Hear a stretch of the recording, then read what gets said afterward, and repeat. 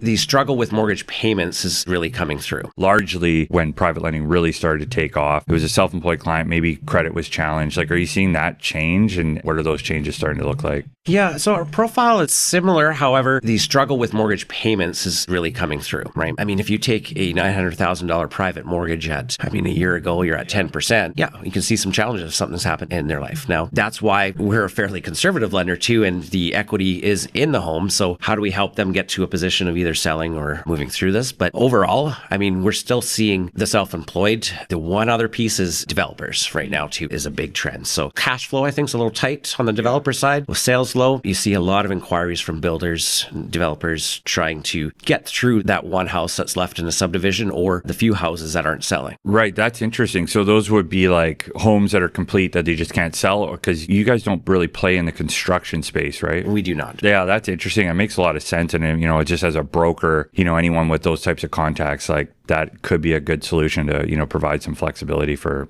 potential business. The developer side, but on resale, pre-sales. I mean, I know Ontario, Toronto specifically has a big issue with values coming in well under purchase price. We're starting to see more and more of that in BC. Are you guys seeing a lot of inquiries because of that? Yes, the condo market specifically is very challenging. So could probably see that coming a little beforehand as far as number of listings. I was actually in Toronto and I just walked the streets where all the condos are down there. And then I saw all these signs and I looked at the wall and I'm like, okay. And then what I noticed, and this is just real life stuff versus data, is there was nobody walking around. And it was like a Friday night downtown Toronto. And I'm like, this is a little weird. I felt differently before when I was down here. But you have to back that up with data for sure. But for us, being a short-term lender, we will look at these things, but at a lower loan to value, right? Yeah. So, because it's going to take longer to sell. It's going to cost us more to sell if something happened and they didn't pay, right? Yeah.